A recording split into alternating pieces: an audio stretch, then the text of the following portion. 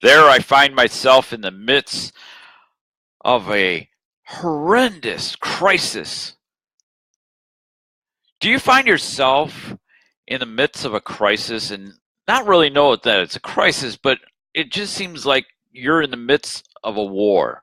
Things are coming in from the front, coming from the back. You're tossed in to this melee. You're tossed into this just unknown. Hi, Lisa. Welcome. I try to get some daylight in my face. Oh, that's better. Woo! I was almost missing an eye there. But are you faced with this? I know when I was in the corporate world, and it seemed like at least once a month there was a crisis. It just blew up, and you just feel like you're just way down immediately. Like, you know, you're not even ready for it. It just appears, and suddenly you're in battle. So are you battle tested? Today's about battle tested. What does that mean? Well, leaders define themselves within the battle because they have certain aspects of themselves that are coming into play. Their strengths are coming into play. They're knowing that they're going to need everything that they need. All their resources have to come into bear and to really set themselves up so that they can plow through the struggle, through the change. What does that mean for you? I don't know. Take a look in your life. In the midst of struggle, in the midst of change, in the midst of a crisis that seems larger than you can handle, what do you find yourself stepping up to do? Do you find yourself stronger for it? Do you find yourself ready and certain things are coming into aspects? Like you have greater clarity, you have greater focus, you really work with people more effectively because you know that you need them to get through that struggle. Maybe you're on the other end of the spectrum and you just end up shutting down. Now, that's a terrible thing in itself on any occasion when you shut down and close up and hide yourself and hope that the thing goes by. What is it this morning that you're going to find yourself in today? If you're directing your calendar, you probably know the things that you're going to know. But there's certain things you don't know. Hopefully you're open to them and say, I know I don't know, and I'm going to handle it as it comes. Now, John Maxwell, in his book Leadership Gold, notes a couple things when we have tough times.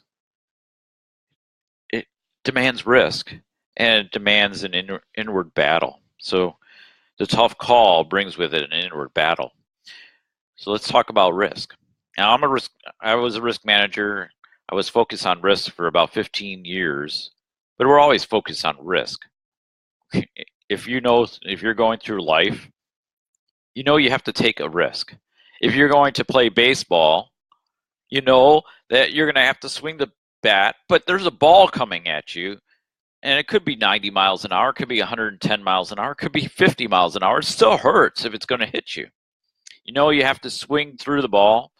You have to take a risk that that ball and the bat are going to connect in the right way, and the ball's going to go into the outfield or ground through the infield, and you're going to have to run. You're going to have a decision to make on whether you're going to run, whether you're going to stop, whether you're going to wait to see where the ball lands, whether you're just going to, you're going to swing and a miss. So there's many things that are going on in your mind as to the reward that you're going to get for that effort. Well, in battle, in that aspect of when you're in the workplace or in the family situation, you got something happen, emergency happens, and you need to get through what you need to get through. So let's look at it from a personal perspective. I know a neighbor of mine, long ago. I was, knee high to a grasshopper, as the old saying goes. I was quite young, and across the yard was a girl, just probably 3 or 4 years older, and she was on the swing, and she was swinging pretty hard. So she's already taken a risk because she's testing anything other than stationary, right? The moment you get on a swing, you're taking a risk. And so she's swinging and she falls off and lands and dies ultimately because of neck and other calamities that happen because of the falling onto hard dirt with force. But it wasn't about her, it's about her parents. Her parents are rushing out to see what they can do, calling the ambulance to come and administer to her, trying to keep her comfortable, for as best they could. But they're feeling all of this pressure coming up inside them, something that they weren't prepared for that day, something no parent really prepares for when they're in that struggle or leading up to it. You don't prepare. How many scenarios do you as a parent go through getting prepared? Where's your list? Where's that list of things that you're going to go through that says, when this happens, I'm going to do this? It's really hard.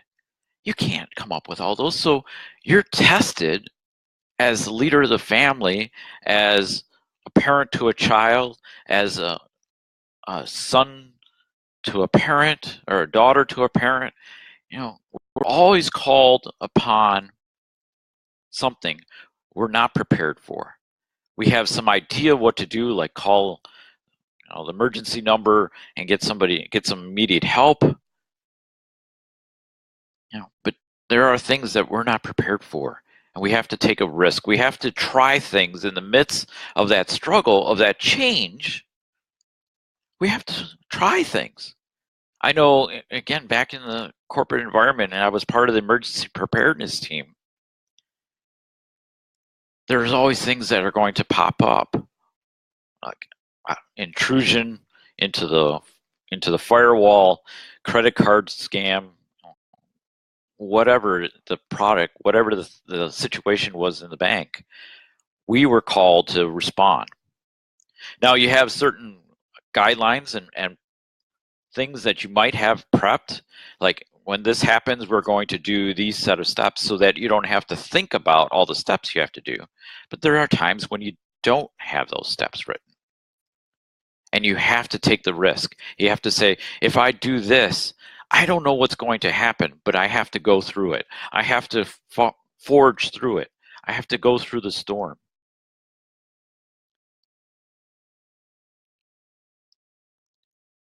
Being in the stands, Lisa, being in the stands of a baseball game, you're taking a risk.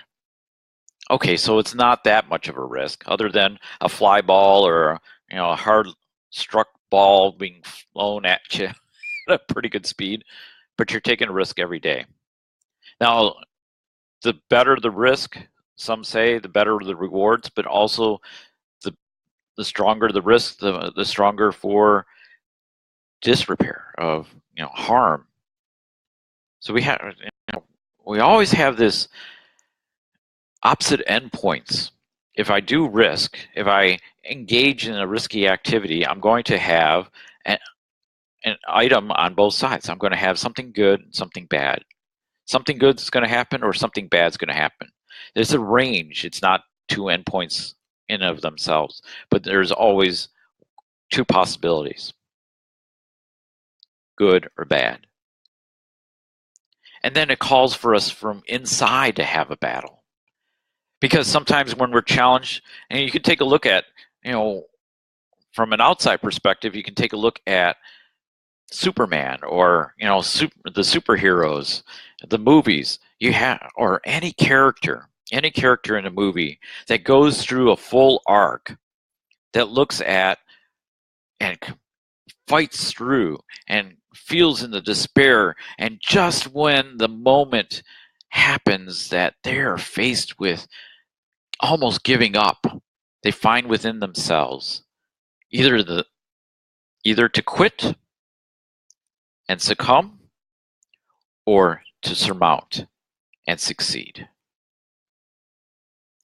Are you, when you're faced, do you feel that inner battle of good versus evil, or one thought versus another?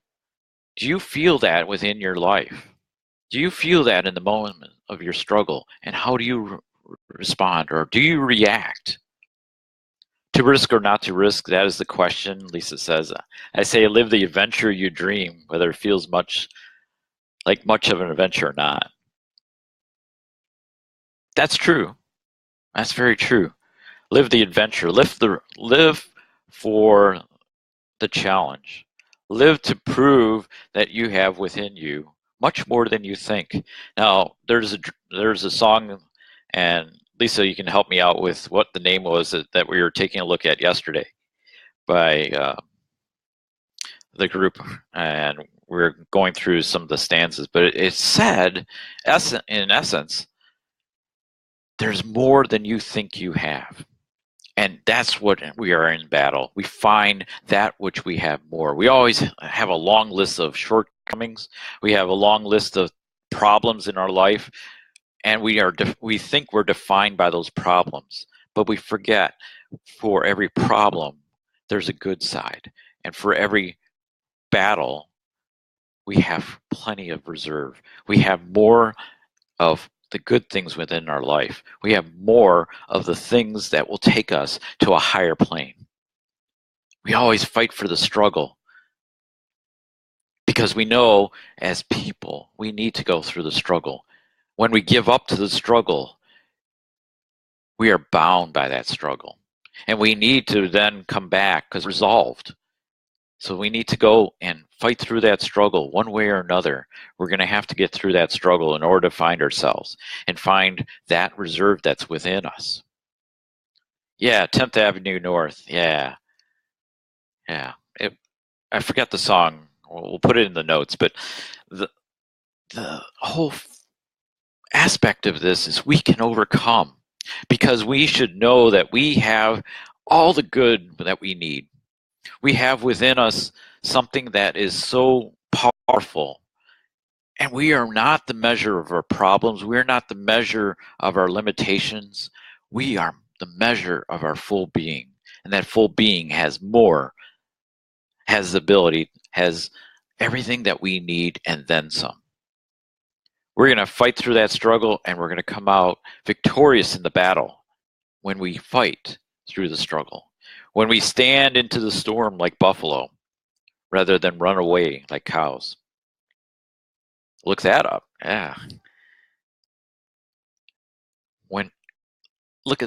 Think about this. Finally, if you are facing the wind, what happens?